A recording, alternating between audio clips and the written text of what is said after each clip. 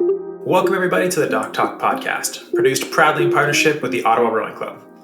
I'm your host, Zach Lewis, and I started this podcast with the goal of fostering the community that surrounds our sport of rowing. I hope to do this through a variety of concise and insightful conversations from individuals from all over the rowing world. Rowers, coaches, and practitioners of the sport, both past and present, will share their knowledge and stories with us with the goal of educating, inspiring, and motivating our listenership.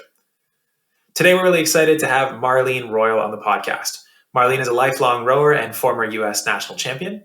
She's also a prolific advocate for masters rowing in Canada and the United States. She's a big media personality in the rowing space and has published a number of books and magazine columns, as well as presented at conferences on a variety of topics pertaining to masters-specific rowing.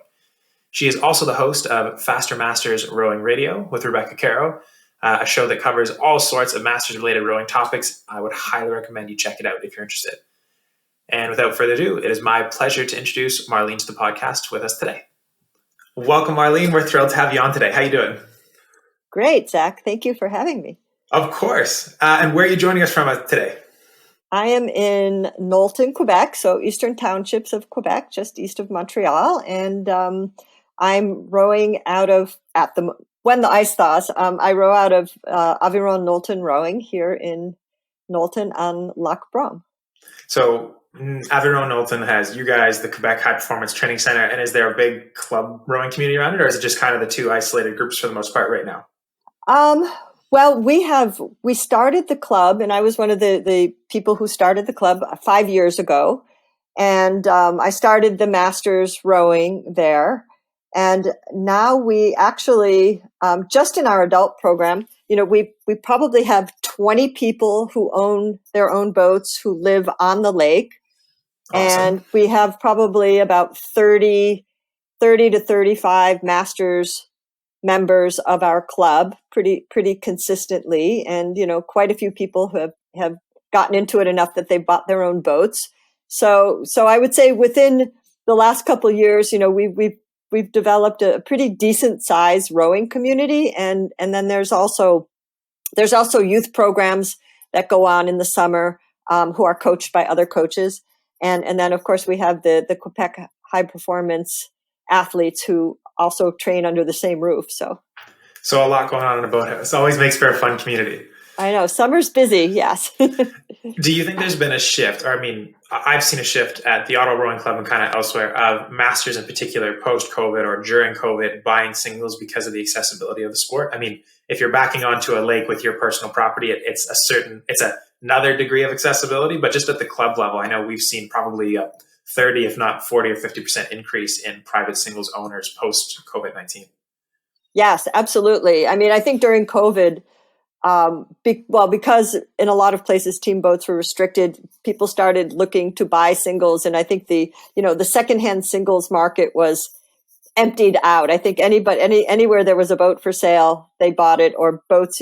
Fortunately, builders kept buying boats, but no, there's been a huge increase, and there's a big demand for singles. We at our club right now, we only have singles. So we're still relatively young that we don't really have any team boats at this point. That's something hopefully we'll get to in the future because everybody's interested in team boats. But we've started just as a single sculling club. But also, once you have your own boat, it's not like you have to buy a new boat every year, right? So you invest Hopefully in your not. boat. Yeah. You invest in a boat, and your boat can give you lots of years of good service. And for the Knowlton community, it's very much people are really active. Actually, the average age in Knowlton is about 55, I think. Yeah. A lot of people are involved in, it's sort of I call it an aerobic town, because a lot of people are running and cycling and walking and, out on the lake and paddling. But when now that rowing has become more visible, people are very interested in, because it gives you a completely different way to engage with the lake. It sounds like everybody's just trying to figure out different ways to wear spandex. I know. Well, and there's also that degree of freedom that comes with owning your own single, right? I mean, so the Ottawa River is fairly big. For anyone that's been to our club, it's probably 300 meters across at its widest point, and it can be quite fast. And lots of places similarly have traffic demands that come with it. But when you have your own single, you have the opportunity to kind of throw it car top and go to a smaller location, a quiet lake, one that might not be public access, or rather might be quiet public access or something like that. Right. And it's that degree of, I can actually row everywhere and anywhere around here with my friends, etc. It doesn't have to be at a rowing specific club. Yeah. Well, I think it's become more, certainly people who like here who live on the lake have, and who, I think with sculling, like there's no in between. Either you like it from the beginning or you don't. Like I've probably introduced 10,000 people to rowing in my career, and usually it's either a yes or a no. Like I never hear an in between in terms of whether they like it or not. But I think having that, and of course the choice of boats. There's the choice of boats in terms of, whether it's a recreational boat or a racing boat or a coastal boat or an open water boat, the choice of boats are so much greater now than it was 15 or 20 years ago, that you can also, buy boats at much different price. You don't have to buy a high performance racing single. When I started sculling, that's all there was. There was no other type of boat on the market. So yeah. You either learned how to row a racing shell or you didn't learn how to row at that time. But now people can have so much choice in terms of the types of water they can row on and what's safe and what's easy to car top. And, Totally. It's fun. Well, and I think to go back to your you hate it or you love it kind of thing with sculling, I think a lot of it depends on where people started. I know it's a lot easier, as challenging as a race single can be. If that's your first introduction to rowing, yes, it's frustrating, but you kind of go into the sport with the mindset that it's going to be challenging. Whereas if you get somebody, particularly, looking at the Masters generation now, if somebody rowed crew and was only in 4s and 8s as a junior, senior, maybe university and beyond, and then all of a sudden, they're reintroduced to the sport, or they're getting to the point where they're competing alone or training alone, and it's their first time in a boat, they're going, holy heck, like this boat is not setting up. I'm swimming half the time, or I'm too afraid to move my hands apart to take my stroke. Like, this sucks. What happened to the sport where I was out here with all my friends going fast, winning races? Now I can barely friggin' sit up. I know. Well, when we start at our club, when we start people, and we have a relatively small fleet of racing singles, but I have them all outfitted with pontoons. Okay. So I can put pontoons on, and this way we can grade the stability, because we have people of all ages. We may have people who are starting, masters who are starting in their 30s, which is a very different population than someone who's starting in their 70s. And and this way we can grade the stability, and make sure that they learn skills first in a stable platform, and then we can adjust it as they're comfortable, because some older masters, we have to still think about safety, and and they want to get out in the lake and enjoy it, and it's enough to do that way. Whereas now that we're kind of 5 years old, we have some masters who are starting to race a little bit in the single. Fantastic. So that's a little different category, but it all works. I think that's the challenge, as a master's coach, is you're going to have a lot of different types of people with a lot of different interests, and it's a challenge for a club to meet all these needs, because all the members are important, and all the members can bring different things to the club, and not Certainly. all masters are competitive, but some just want to, they love the sport, and they want to just go out and enjoy the lake in a completely different way. So. Absolutely. And I will get to a little bit of the broadness of the range of masters rowing in a second. But while we're talking about getting started in rowing, one thing that I usually ask kind of guests of the show off the hop is how they first got involved in the sport, who introduced them, what kind of hooked them, etc. So for you, how did you start rowing, and who might have been integral to that process? Well, I started rowing at Westside Rowing Club in Buffalo. Okay. And this is back in 1977. So there were not a lot of girls or women rowing at that time, but there were some. Yep. And at my school, the truant officer was the head coach of the rowing club. Convenient. and actually my very first boyfriend rowed. And it was through him that I met the head coach. Not that I was truant, of course not. But the head coach was at our school a lot. Mm-hmm. And then one day he said, I was tall, and he said, we're starting a girls rowing program. Why don't you come down to the club and check it out? And this was in the fall of 1977, and I went down to the club, and some of the people at your club might be familiar with the history at Westside, but Westside had a major fire in 76, and the huge, beautiful clubhouse that had 11 boat bays and a ballroom and a trophy room, and it was on a separate island. The club burned down just before Canadian Henley that year. Oh. And so we were rowing out of like a temporary, like an aluminum building, just a temporary building. Mm-hmm. And but anyway, I came down, and there were two coaches there, Jim Hogan and Charlie Fries, who were like the old time classic coaches who had been coaches for 50 years, had been rowing all their life, sort of really from the old boys school of rowing. And they introduced us, and I started rowing 7 days a week. So at that point, we had the girls program they were rowing like Monday and Wednesday, and there was another group Tuesday and Thursday, and then on the weekends were the men. And so I was in both girls groups, and then there were 2 or 3 of us who rowed with the men on the weekend as well. So when I first started, I was in 100%. I was like, this is what I've been looking for. And I was 14, and I really never looked back. I mean, I started rowing, and then I rowed all through high school.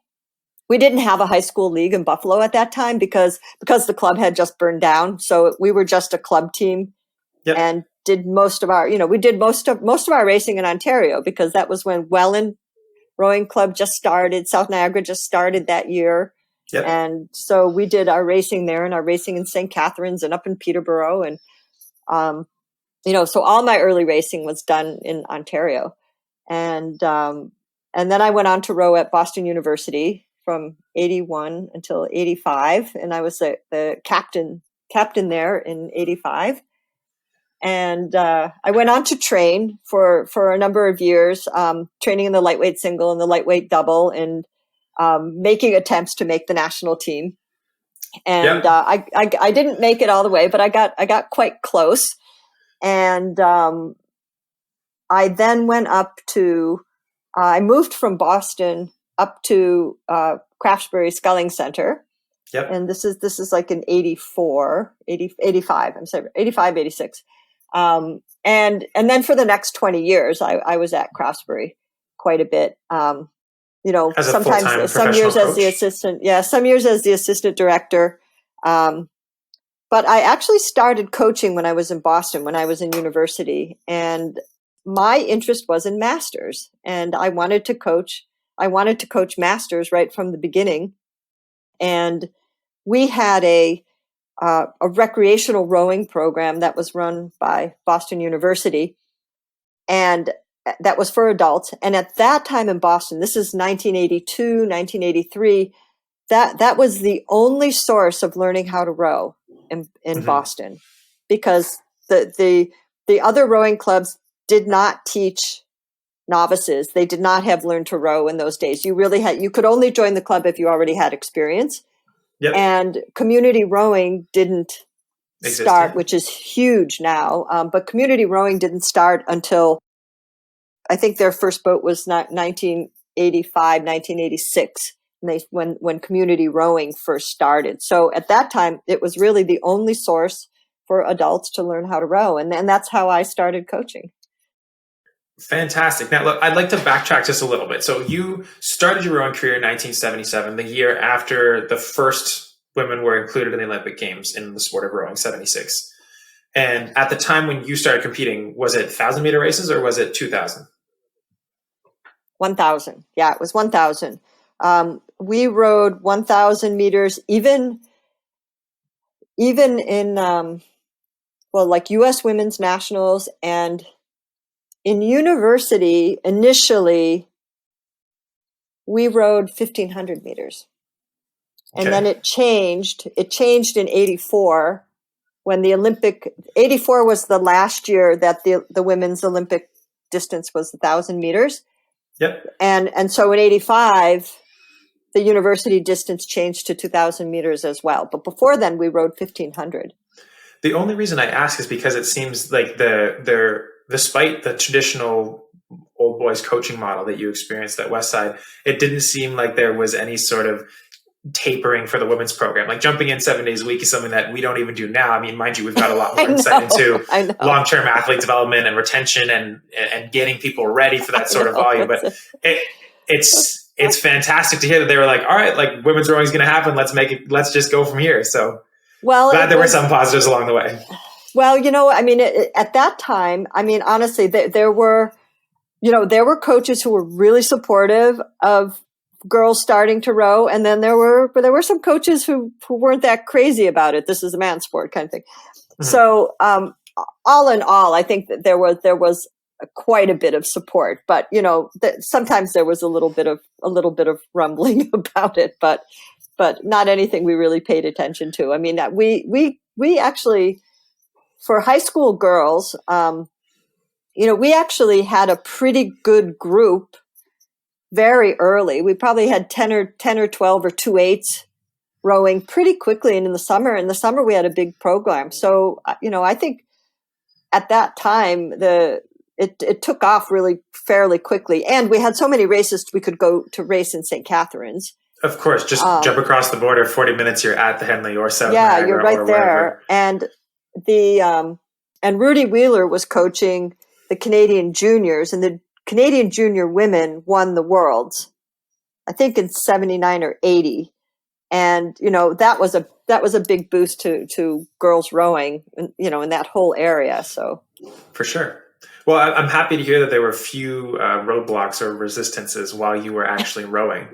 When you switched over to coaching in the early 80s at Boston and then beyond into Craftsbury, did you ever receive any sort of kind of pushback being a female coach? I would imagine being very few female rowers at the time, there were probably even fewer female coaches. Was that kind of a barrier that you had to overcome at multiple points or early in your career?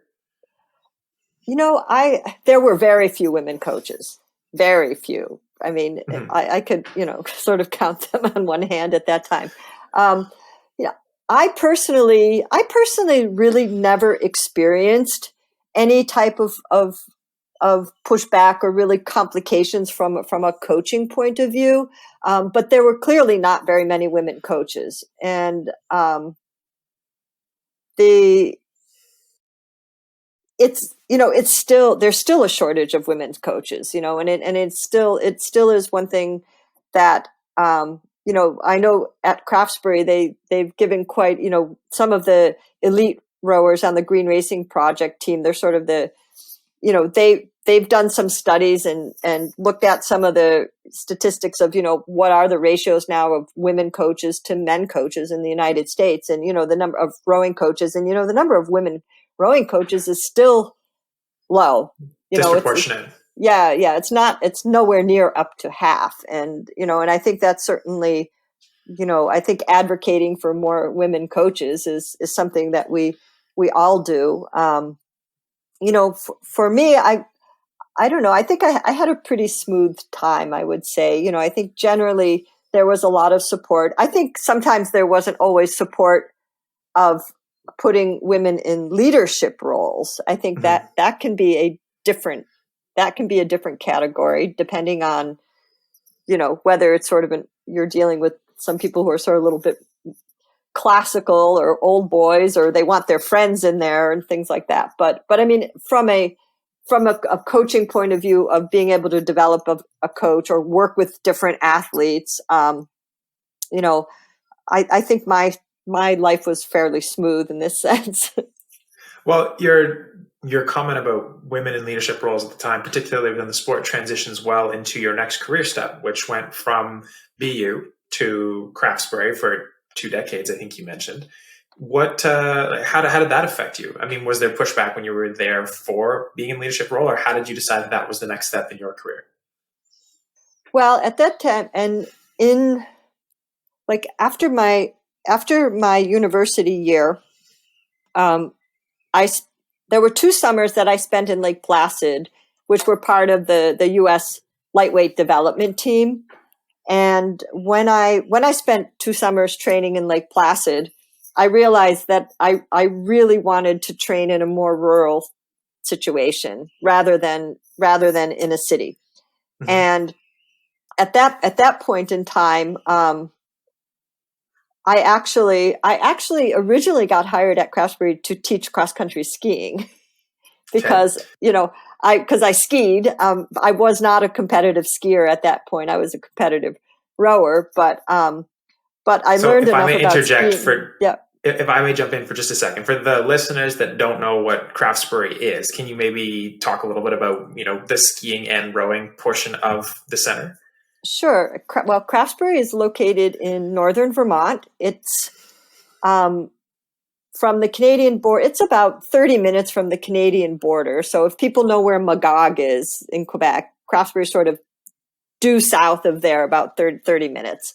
It's quite rural, mountainous, not far from Stowe, and very close to Concept 2, as a matter of fact. And Craftsbury started as a camp in the 1974. Jim Joy, who actually was Canadian technical director in Canada for many years, helped to start Craftsbury, and it became the first sculling camp. I think that was open. That was not a competitive camp, but was open just to teach the art of sculling. And Craftsbury's now it's now 2023, and the Dick Dreisegacker and Judy Gear from Concept 2 purchased the center and turned the center is now a nonprofit organization, and they run the sculling camps. The sculling camps, a lot of masters rowers go there for a weekend or a week. High school rowers come there during the summer to learn how to scull.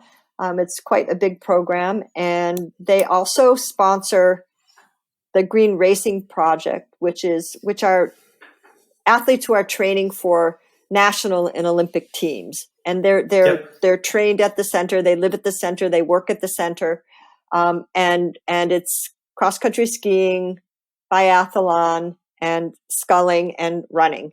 So it's also a Nordic ski center in the winter. So the center, it is 4 seasons. Yeah. And the center does a tremendous amount of work for the community as well, like, teaching the kids at school how to ski, and they sponsor all kinds of different programs for the community. So it's quite a big operation. It's quite a fun place to go if anyone wants a nice sculling retreat in on the back roads with really good food. So I love that. Now, I rudely interjected you earlier. You were talking about how you were in Lake Placid. You were looking for somewhere a little bit more rural to work and train. And you were telling us a little bit about how you transitioned into the leadership role at Craftsbury. So I apologize, but please jump back in. Well, I think at that time I had been up to Craftsbury as a guest coach. And there were a few things that kind of fit the bill. One, I wanted to coach adults. I knew that. And I was a lot more interested in coaching sculling. Mm-hmm. And there weren't that many places at that time where you could coach adults and you could coach sculling. And Craftsbury was one of them. Craftsbury perhaps was the only place at that time, because masters rowing was very small in 1981, 82, right? It wasn't like it is today.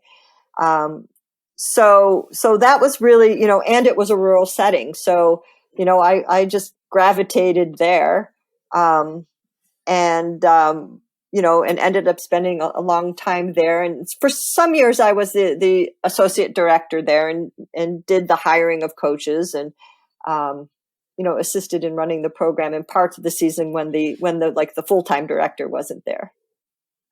Awesome. And you've mentioned a couple of times now your affinity for coaching master specific athletes or adults. What particular aspect? I mean, there's a whole whack of things that are specific to masters rowers, but what is it about that demographic that draws you in? Well, I think I like the fact that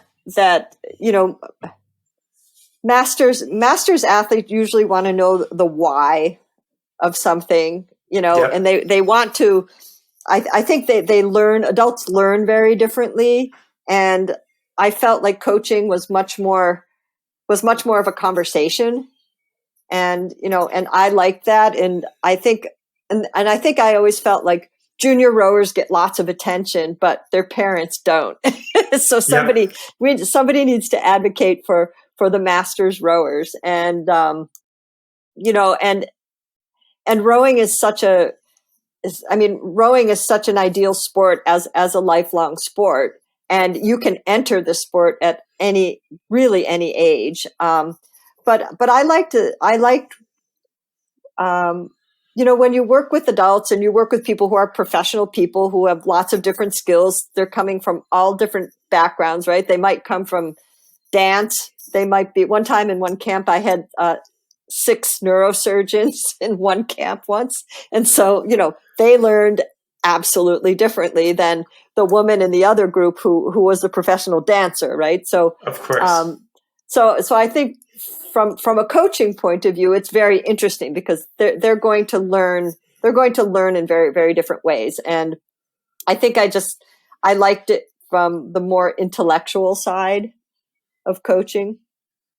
Absolutely. And the spectrum of expectations and hopes with masters is so much broader than other groups. And I know you've alluded to this on your podcast or your weekly session on Faster Masters, but when you're looking at any other program at a club, the junior learn to row group is there to learn to row and then figure out what they want to do. The junior competitive group is there to race. Senior competitive, there to race. Recreational club, they're there to row and have fun.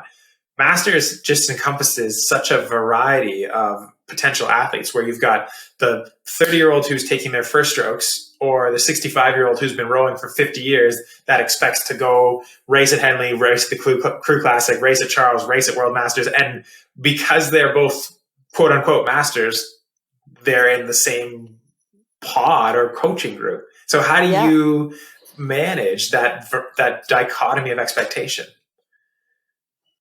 Well, I think for coaches, it can be pretty challenging for coaches, but I think the main rule is you just, and the same thing, like if you're coaching in a camp or a sculling camp and you've got lots of people in singles, I mean, I think you just have to approach each person one at a time. Yep. And you have to talk to them and you have to find out a little bit about how they like to learn. One person might like to go ahead of you and shadow row behind you in a single. Another person is going to want to see you do a demonstration. Another person is going to want you, what are the physics behind this? Explain this to me. So I think you just have to communicate a lot and find out how that person learns. I always ask them first, what are you working on? Because I think it's really important to pick up where they are, because sometimes it's not always a good idea to just like throw a whole new topic in there. If they're working on something, well, let's continue working on that. If we make progress there, then you can go to the next step. So, and I think it's important to ask them, what do they want to get out of? What do they want to get out of today's session? Or what do they want to get out of this? Because what we think is our idea may not be their idea at all. They may just say, well, I'm just enjoying being on the lake today. I don't really feel like working very hard or anything. Okay. Or someone may say, well, I want to, I really want to, improve my release today. And, they want to diligently do drills and work on that. So I think you just have to go person by person and find out what's important to them. What are they working on? How are they feeling that day? And maybe with a crew, it's a little more challenging, but I think you can still do that with your crew if you have if you have a meeting, a pre-row meeting, and you have a little, a short meeting afterwards, just to get, I think staying in touch with the feedback is really important all the time. Absolutely. And I think those are excellent coaching words to live by, regardless of what program you happen to be working with. Being particular to the athlete, I think that alludes well to that notion of athlete-centered coaching that we're seeing the kind of the movement of en masse, specifically in rowing, but in other sports as well. One of the things you said, you spoke about shadow rowing. Are you somebody that likes to coach from a rowing shell as opposed to a coach boat? I do both. Both. I some, when I start to get the guys who are getting pretty fast, then I have to go in a motor boat. That's my strategy too. No shame there. But I coach from my single a lot. I coach a lot from my single. And, particularly if we're, it depends. It depends on the speed and the level of the scullers. If it's not a super fast group, we can row together, and sometimes they like better because I can actually demonstrate the drills and demonstrate what we're going to do. And then, if I want to take them in a little more adventurous part of the lake, I can go with them. Yep. And then, but I do both. I probably coach 50% from a launch, 50% from my single. And at Craftsbury, when I'm there if I go there now as a guest coach, we do both too. So, we run small groups, and the small groups, some of us are in singles and some of us are in launches, and we rotate. So we do both there as well. That's incredible. I mean, I am a very kinesthetic learner and somebody that does quite well with visual instruction. So having a coach beside me that can demonstrate it and then kind of I can repeat it back to them would have been super beneficial. And I've had that opportunity on a couple occasions, but it's been very limited. The vast majority of my instruction has been from a traditional coach in a launch saying do X, Y, and Z. Not that there's anything wrong with that. It's just it's different, right? Yeah, it's different. No, I'm fascinated by that approach.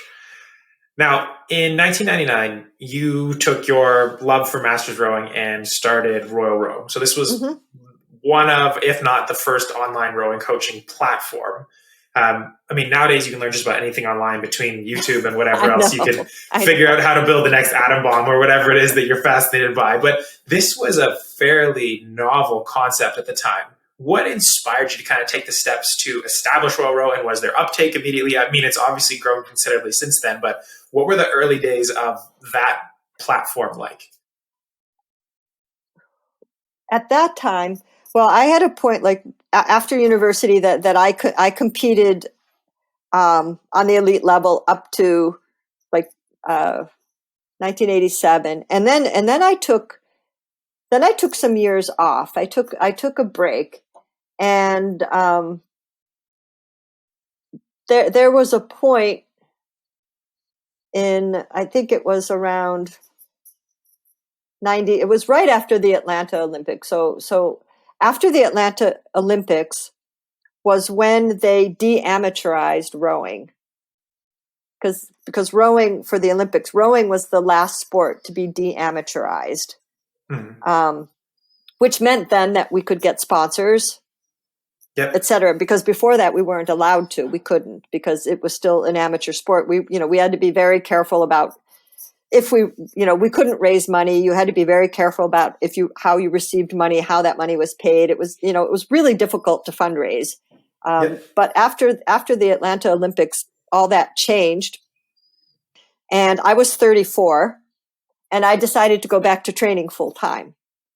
So at 34, I went back to training full time until 2001, and when like around 98 and 99, actually, I was coaching a lot. I was coaching a lot at Craftsbury, and also just met a lot of people. And, and people would just say, well, can't you just break down a few workouts for me? Like, can't you just give me something to take home? And then I was like, well, no, I can't actually do that, because I don't know anything about you. I don't know about your goals. I don't have any background information, because I'm coming from a physical therapy and occupational therapy education. So, I need to know something about you if I'm going to write a program for you. And actually, I had a couple of people say, well, if you would be my coach for the year, I'll donate to your training fund. And that's how it started. So it started as a way to support, to help me support my training. Yeah. And I started working as a remote coach and writing their programs for them. And then, it really just continued. It just continued to grow. There was obviously, and I primarily focused on masters, not 100%. I did work with some regular age elite rowers from time to time, but my focus was predominantly masters, sometimes juniors, like who wanted to get into colleges and needed to get good erg scores and things like that. But my focus was primarily masters, and that's kind of how it was born. Really, it was quite organic, really. And I mean, it was just kind of there was a need, and for me, it was also a way to be able to train and travel and take, and it was the early days of the internet, so it was one way to kind of take my work with me wherever I went. So it gave me a lot of freedom in terms of training and how to move around, and then it just kind of, masters rowing grew, and I think the demand growing for it grew. Yeah. So something that was kind of born out of necessity has become a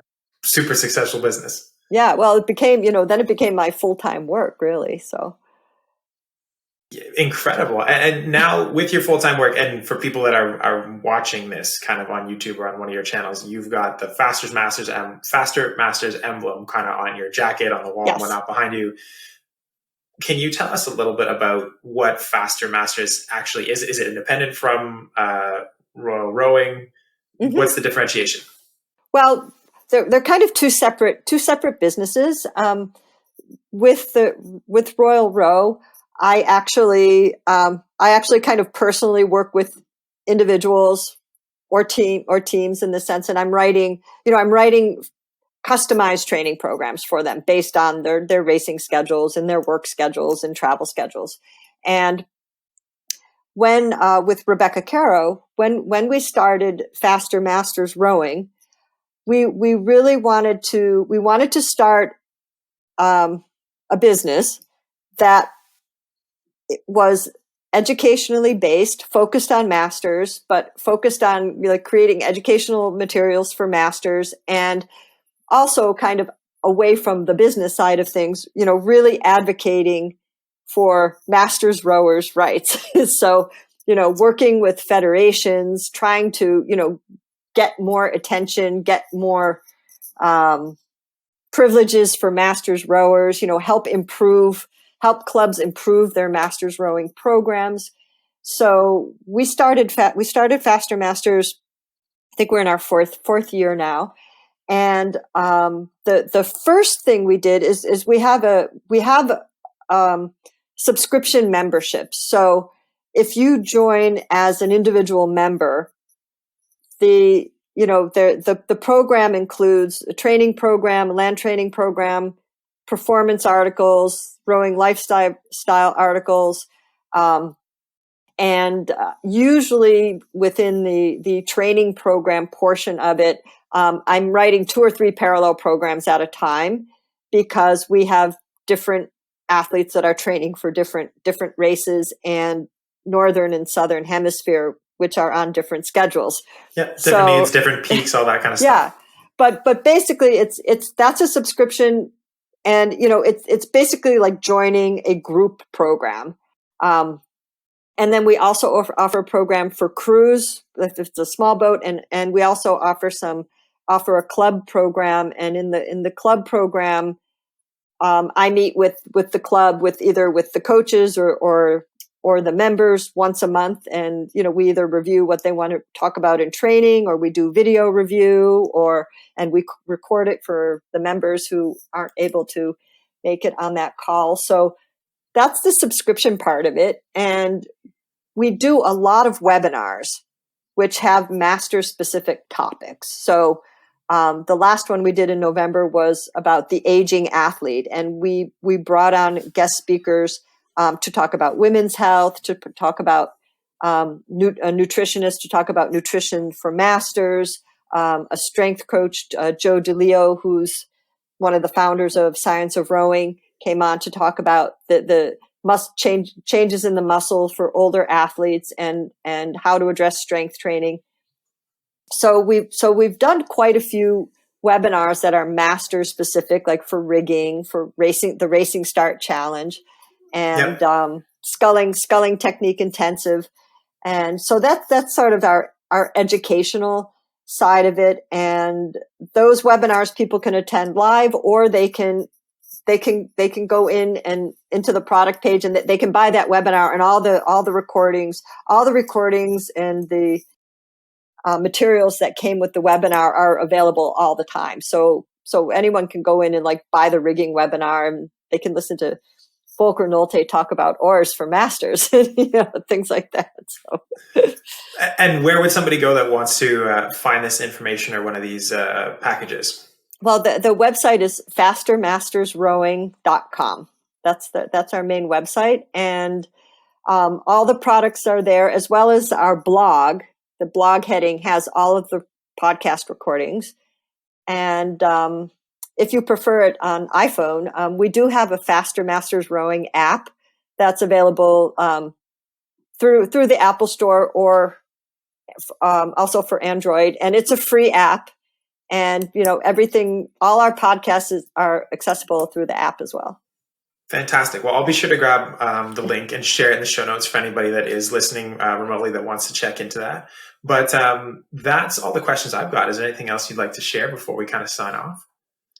Well, I think it's really exciting. Like, I think Masters Rowing is growing more in Canada. I know in Ontario, you've got a very good Masters series of races that continues to grow. And, I think some of the things that we should all try to do as part of our club lives in Canada is to keep Masters Rowing growing, and and keep advocating for Masters, that we can get more attention and more activity on the national level as well.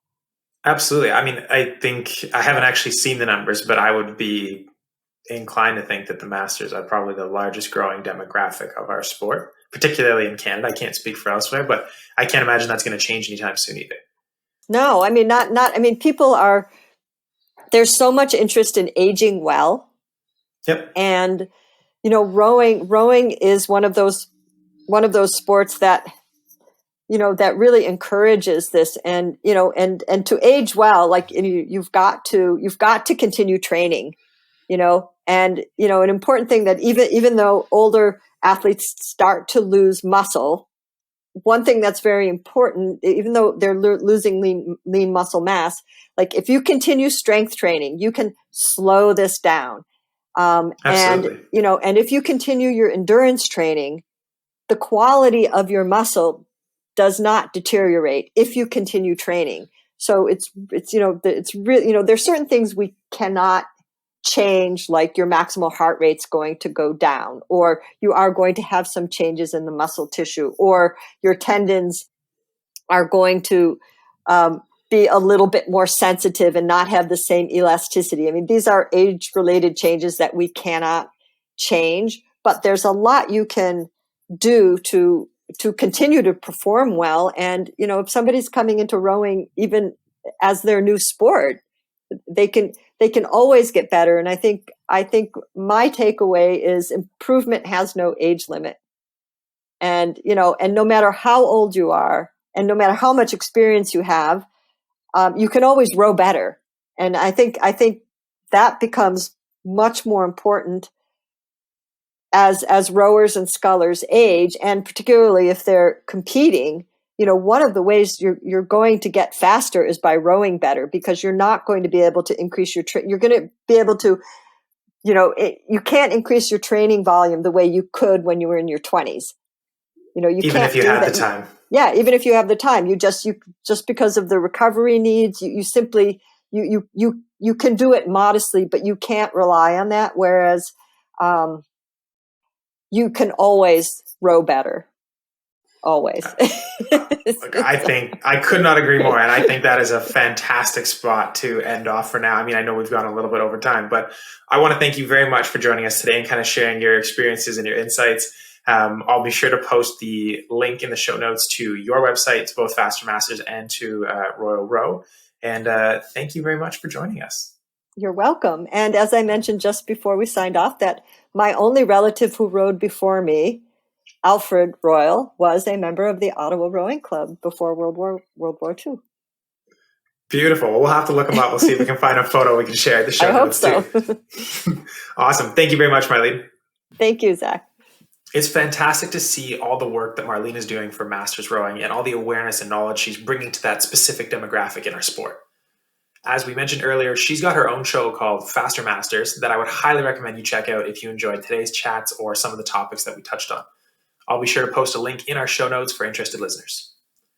As always, it's been a pleasure chatting with you and being part of your day, and we hope to see you all back next week or a couple weeks from now when the next episode drops. If you enjoyed this episode, please rate and subscribe to the Doc Talk channel. It really helps our show grow, and so you can also stay up to date on all things Doc Talk. If you have an idea of a future show or would like to recommend a guest or just want to pass on a comment or question, feel free to shoot me a note at doctalkpod@yahoo.com. It would mean the world if you shared this podcast with a friend, crewmate, family member, or somebody else you know that might like it. Wishing you all a very speedy week. Until next time, this has been Doc Talk.